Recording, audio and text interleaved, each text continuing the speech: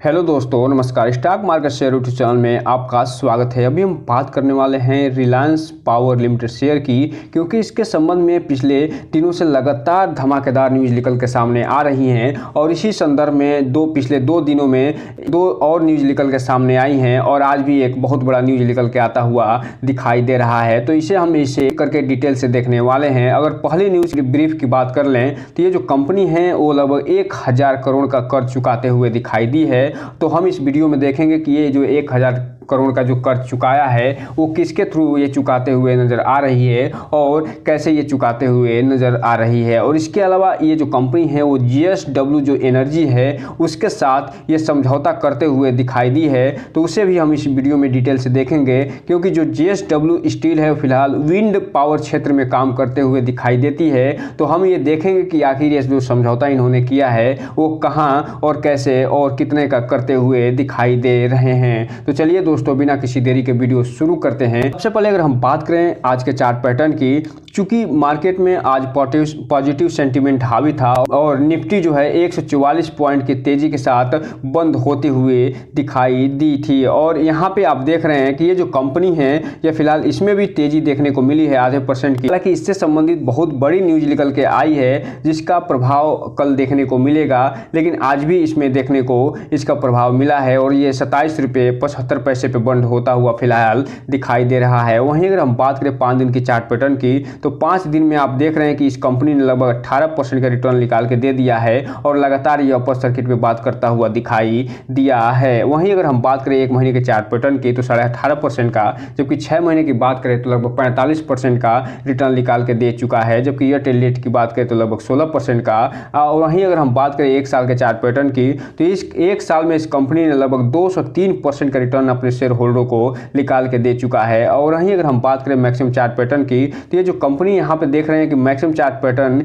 ये दिखा रहा है कि वास्तव में ये कंपनी क्यों 27 रुपये 75 पैसे पे मिल रही है, क्योंकि इसका जो मेन कारण है ये इस कंपनी पे बहुत ही ज़्यादा डेप्थ था और साथ ही साथ इसका जो मैनेजमेंट था, जो कि अनिल अंबानी थे इसके मैनेजमेंट में, वो मैनेजमेंट जो है बहुत ही घटिया मैनेजमेंट होने के कारण इस कंपनी को अच्छी खासी मार झेलनी पड़ी। और ये जो कंपनी है इसका जो चार्ट पैटर्न है वो लेफ्ट टू राइट डाउन आता हुआ दिखाई दे रहा है, लेकिन ये वर्तमान में जो लगातार प्रोग्रेस हो रहे हैं जिसे अभी हम आगे देखने वाले हैं उसका फायदा आने वाले समय में आप देखेंगे कि इस कंपनी को मिलता हुआ दिखाई दे रहा है। और इसका जो टारगेट दिया जा रहा है वो अच्छा खासा टारगेट भी दिया जा रहा है जिसे अभी हम आगे देखने वाले हैं।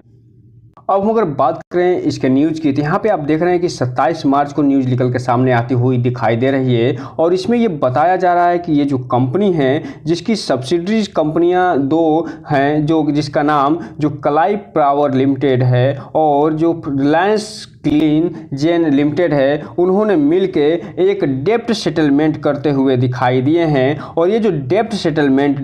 जो डिस्चार्ज एग्रीमेंट हुआ है वो फिलहाल इन्हीं की जो होल सब्सिडरी कंपनी है जिसका नाम ऑथम इन्वेस्टमेंट इंफ्रास्ट्रक्चर है और RCFL है, उनको फिलहाल मार्च 26 को ये समझौता होता हुआ करते हुए दिखाई दे रहे हैं। तो इस हिसाब से आप देख रहे हैं कि ये जो RCFL है उनके साथ ये इनकी जो 2 सब्सिडरी कंपनियां हैं कलाई पावर और रिलायंस क्लीन लिमिटेड, उनके साथ समझौता करे हैं। और ये समझौता क्या करे हैं, इनका जो 1023 करोड़ का जो फिलहाल ये कर्ज लेके बैठे थे इनके संबंध में ये समझौता होता हुआ दिखाई दे रहा है और इसको ये फिलहाल चुकाते हुए नजर आ रहे हैं। और यही कारण है कि आज कंपनी में भी तेजी देखने को मिली है। और यहाँ पे आगे ये बता रहे हैं कि जो होली ओन सब्सिडरी जिसका नाम ऑथम इन्वेस्टमेंट इंफ्रास्ट्रक्चर लिमिटेड और RCFL होल्ड्स 7 करोड़ 59 लाख से 7,000 equity share of the company. अर्थात कहने का मतलब ये है कि ये जो ऑथम इन्वेस्टमेंट इंफ्रास्ट्रक्चर लिमिटेड है जिसे RCFL भी कहा जाता है, ये जो कंपनी है वो फिलहाल जो रिलायंस पावर में लगभग 7 करोड़ शेयर धारण करके बैठी है और ये जो शेयर धारण करके बैठी है उसका फ़ायदा इस कंपनी को भी मिलता हुआ दिखाई देगा, क्योंकि जितना तेज़ी से ये कंपनी भागेगी ये आथम इन्वेस्टमेंट इंफ्रास्ट्रक्चर लिमिटेड भी इससे कमाता हुआ नजर आएगा। हालांकि ये जो 7 करोड़ जो शेयर धारण करके बैठे हैं ये प्रोमोटर ग्रुप में नहीं आते हैं। तो भी हम जो पिछले स्लाइड में न्यूज देख रहे थे कि जिसमें रिलायंस पावर ने लगभग 1023 करोड़ का जो इनके पास कर्ज था वो फिलहाल ये चुकाते हुए नजर आ रहे हैं। उसी संदर्भ में यहाँ पे आप देखिए कि वेडनेसडे 27 मार्च को लगभग 10:30 बजे एक न्यूज निकल के आती हुई दिखाई दे रही है जो कि रिलायंस पावर से संबंधित है। उसमें ये बताया जा रहा है कि बीते कुछ महीनों से अनिल अंबानी की जो कंपनी है वो फिलहाल रिलायंस पावर का फोकस कर्ज चुकाने पर है और इसी कड़ी में और इसी संदर्भ में अब इस कंपनी ने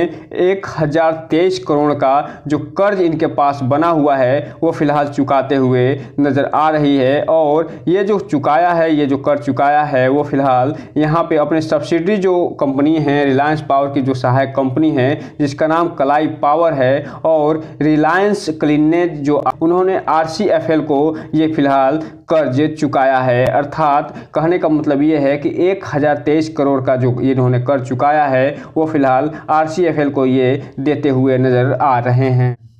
अब हम अगर बात करें दूसरे न्यूज़ की तो यहाँ पे आप देख रहे हैं कि कर्ज फ्री होने की तरफ ये फोकस है कंपनी और इसी संदर्भ में रिलायंस पावर ने महाराष्ट्र में जो इसका 45 मेगावाट का जो विंड एनर्जी प्रोजेक्ट है उसके संदर्भ में जो GSW एनर्जी है उसके साथ 132 करोड़ का ये समझौता करते हुए इसे बेचने का प्लान बना रही है। अर्थात जो ये महाराष्ट्र में 45 मेगावाट का जो इनके पास प्रोजेक्ट बचा है विंड प्रोजेक्ट उसे 132 करोड़ में GSW को ये आने वाले समय में बेचते हुए नजर आएगी, क्योंकि इसके संदर्भ में ये हस्ताक्षर कर चुके हैं। और इसी संदर्भ में ये बता रहे हैं कि जो रिलायंस पावर तब जब इसकी बिक्री से संबंधित चीज़ें प्राप्त हुई थी तब इन्होंने कहा था कि ये बिक्री से प्राप्त आय का उपयोग ये फिलहाल कर्ज चुकाने में करने वाले हैं और साथ ही साथ ये भी कहा था कि उसका जो चालू वित्त वर्ष है उसके अंत तक ये कर्ज मुक्त होने का पूरा प्लान बना के बैठे हैं और ये जो